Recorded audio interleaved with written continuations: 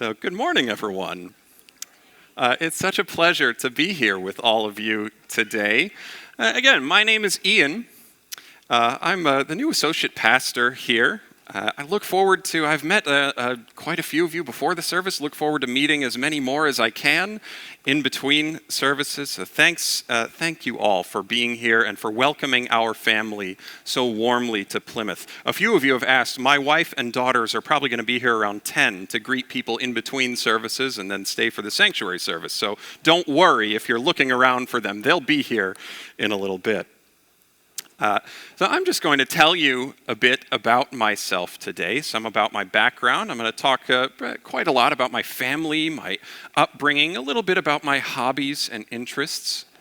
As you can see, I've titled today's message, A Path of Grace, because the consistent theme in this story is God's grace. It's a grace that can never be denied and never be refused. It's there for us, for me, and for each one of you, at all times, and especially during the holiest and most delicate of times, times of transition. I've been in one of those for a few weeks, months now. Times when the Spirit is moving in brand new ways. Before I launch into my story, though, first allow me to take us through today's gospel reading from Matthew.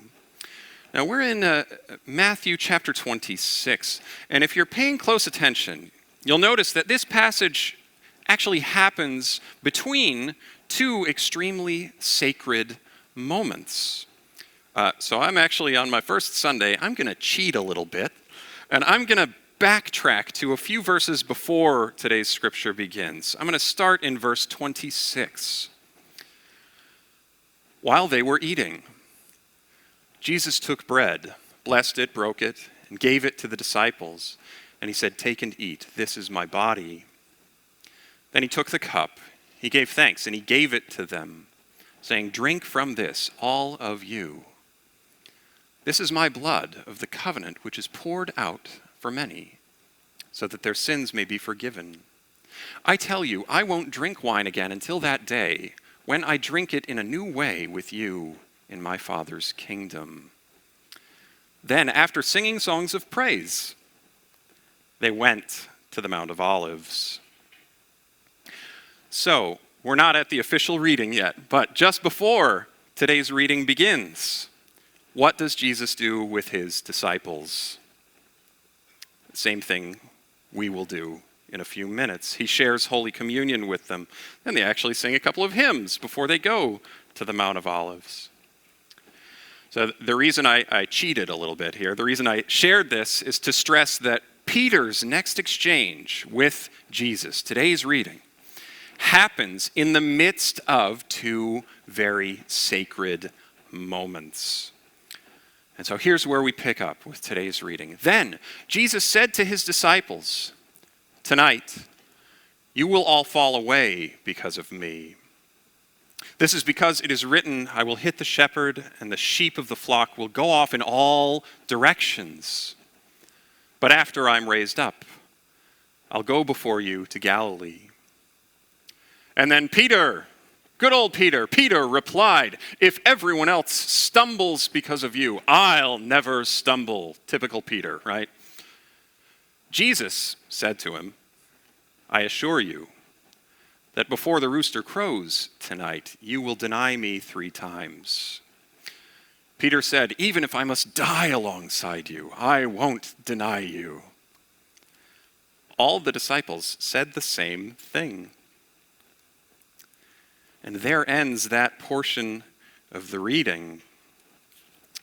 So, before reading this, I mentioned this exchange between Jesus and Peter. It happens between two sacred moments. The first one was Holy Communion. Does anyone know what the second moment is? Who knows the Gospel of Matthew? What story beat comes next after this reading? Anybody know?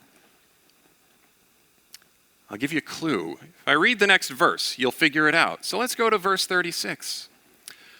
Then Jesus went with his disciples to a place called Gethsemane. He said to the disciples, "Stay here while I go and pray over there." So that's right, the next part of the story is Jesus praying in Gethsemane. Peter and the others fall asleep in the garden just after claiming that they will never falter. And they fall asleep. Nothing in the gospel happens on accident. Matthew does this on purpose. And the point that I'm stressing today is God's grace enters into our stories during the most delicate and sacred moments. And God's grace enters into our stories when we are at our weakest, when we have failed, when we have fallen asleep, when we have denied God. Now, Holy Week, it's not Holy Week for us, but it's Holy Week for them right now, right? Holy Week. It's not only the time of mourning and triumph for God and the world, it is also a time when we are invited back into God's grace, even as we may attempt to deny it, or perhaps unwittingly deny it. So, the path of grace. What is this path of grace? What is my story? I'm going to devote the rest of my time to that, if you don't mind. So again, my name is Ian Boley, B-O-L-E-Y. It's right there. I don't have to spell it for you. Some of you might recognize that last name. I'm actually a third-generation United Methodist pastor here in the Michigan Conference. So my grandfather, Robert, or Bob Boley, he also went by Bob, he served for years in the Detroit Conference, back before it merged with the West Michigan Conference, if you know your Michigan church history. And my dad, John Boley, then served in the West Michigan Conference for many years while I was growing up. So I grew up right here in the Michigan Conference of the UMC. I was born in Grand Rapids, over on the west side, in 1987. So despite my hairline, I'm still pretty young. But I've got an older brother, Rob. He was born in 84. Robert, after my grandfather, in Grand Rapids. My parents, John and Diane, they were attending Grand Rapids Trinity United Methodist at the time. But when I was 2 years old, I don't remember this, but so the story goes, our family moved to Durham, North Carolina, while my dad attended seminary at Duke Divinity School. So for 3 years, we assimilated to life in North Carolina, and believe it or not, by the age of 5, I had developed a pretty thick Southern accent and a love for Duke basketball. Coach K, Grant Hill, Christian Laettner. This was early 90s, right, if you're a basketball fan. But when my dad graduated seminary, we came back to Michigan. We came to Northern Michigan for his first ministry appointment. It was a 2-point charge at Mansalona and Alba UMCs. Not sure if any of you know of those towns. Not far from Traverse City in the north. We were there for 5 years, 92 to 97, mid-90s. So other millennials in the room, you were coming of age during the mid-90s. So was I. This is where I was. 92 to 97. I've got a younger sister, Hannah. She was born in 93. And among the biggest challenges in our family's life together was Hannah's diagnosis at birth with cystic fibrosis. I'm not sure if any of you is familiar with cystic fibrosis, but she had to stay in the hospital for several weeks before coming home, and she spent most of her childhood on medications and therapy treatments to deal with this disease. In 2016, she caught pneumonia, went into the University Hospital in Ann Arbor, and ended up getting a double lung transplant. Incredible procedure, and there's a longer story that goes along with this. Just unbelievable story, and we are so grateful for the U of M hospital there. She received that transplant, and today she is in the best health of her life, and we could not be more grateful. She'll be here in the sanctuary later today, coming over from Ann Arbor. So the year is 1997. I'm going chronologically here. You can try to keep up. I'll try not to be too long-winded. we were reappointed to Lansing Central UMC in downtown Lansing. Big church, old building, lots of issues, right? Lansing Central. Spent 5 years there too, so for me this was middle school and early high school.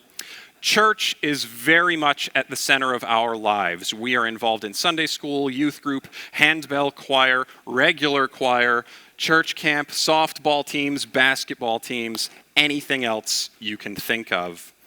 And after 5 kind of challenging years at Lansing Central, we were appointed to Mount Pleasant First United Methodist, right in the middle of the state. This is 2002, and my dad was there for 8 years.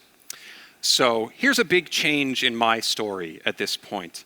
While we were in Mount Pleasant, I became involved in performing arts and in theater at the local high school, Mount Pleasant High School. And I developed some lifelong friendships. Some of my best friends to this day are people that I met in the theater program in that high school.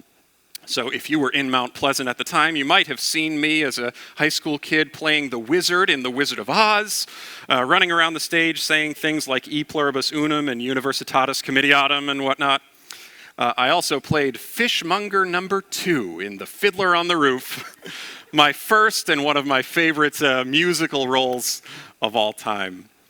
And then when I graduated high school, I wanted to continue in performing arts. And so I enrolled in the music theater performance program at Central Michigan University, right there in Mount Pleasant. Any CMU alumni in here? All right, we do have a few. All right, very good. Fire up chips.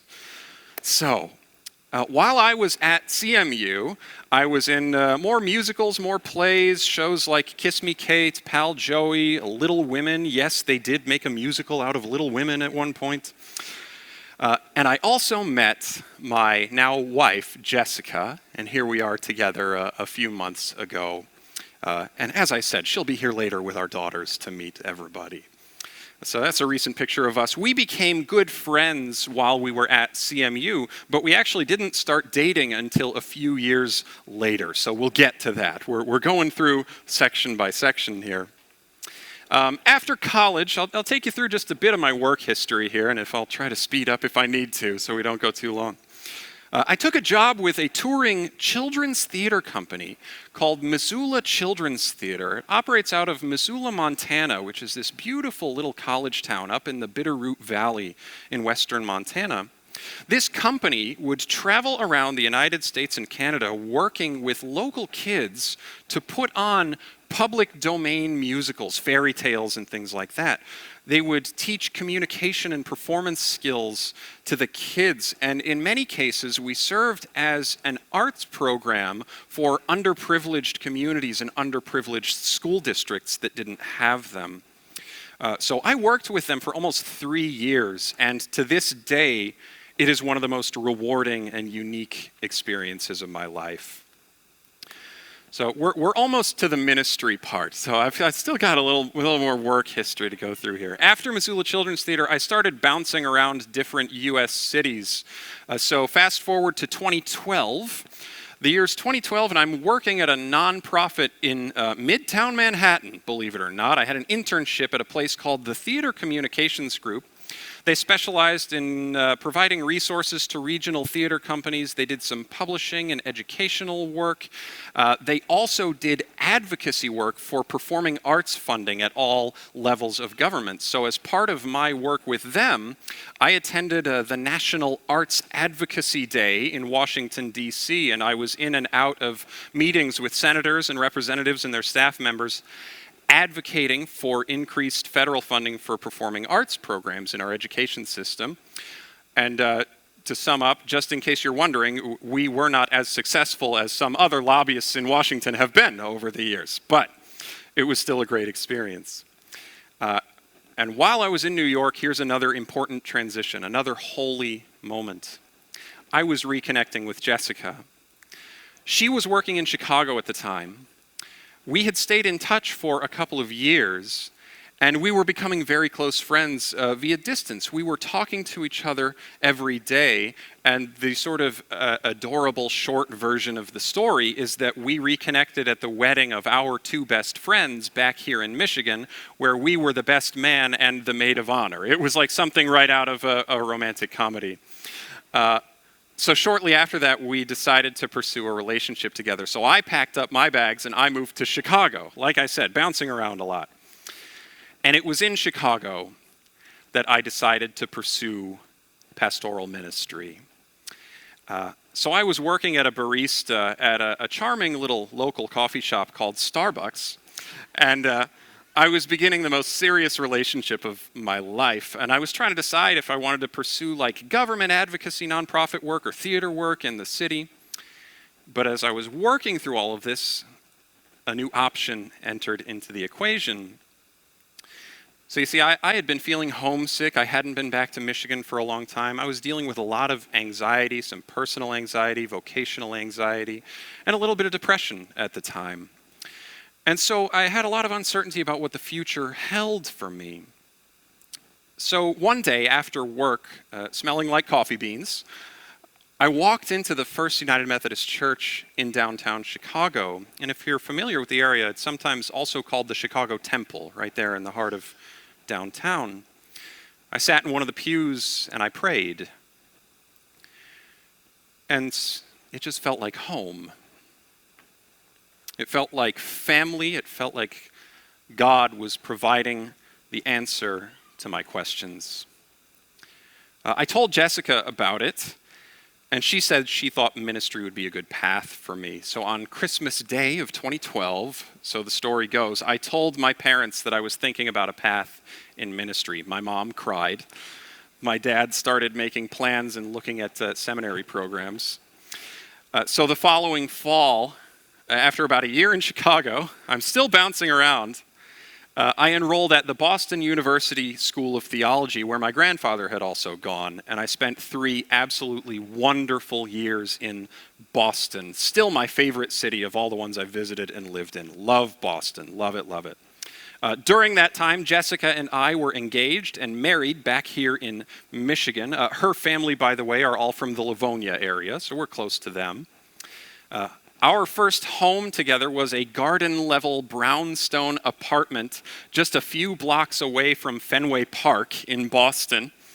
So you can imagine some of the stories we might have about that. And we still cherish our time together there. So when I graduated, we moved back here to Michigan. And I began my first appointment at Walled Lake UMC, up near Commerce, a little north of here. This is 2016. And while we were there, we adopted our first puppy. This is Pippin. So here he is basking in the sun a couple weeks ago. He's an 8-year-old beagle mix. He loves making new friends and chasing squirrels. He will bark at you if you come to our house, but he's as friendly as can be. He's also dealing with a couple minor health issues. He's got a bad ligament in his right knee and some sores on his backside that are taking a while to heal. So we welcome any prayers that you may have for our baby boy, Pippin, up here. So it's 2017. We're trying to get to the end here, trying to monitor my time. We're living in our parsonage with our puppy, and we're expecting our first baby together. And here's Amy. This is Amelia Jane Boley. She was born on November 9th, 2017. She's all dressed up for track and field day at the end of the school year. She's going to enroll in first grade at Tonda Elementary down in Tonda. More for that than for CMU, I think. So she'll be at Tonda in the fall down in Canton. We spent 4 years in Walled Lake up near Commerce. After that, we were reappointed to Gull Lake UMC, similar names, Walled Lake to Gull Lake, in Richland, just outside Kalamazoo. This appointment worked out well for us because by that time, my parents had relocated to Kalamazoo from Mount Pleasant, so we had childcare ready and available when we arrived. But the year, who's keeping track here? Who can figure out what year it is right now? The year is 2020. So we ended up moving in the middle of the COVID-19 pandemic. And oh yes, by the way, we were also pregnant with our second child at the time. This is Eliza.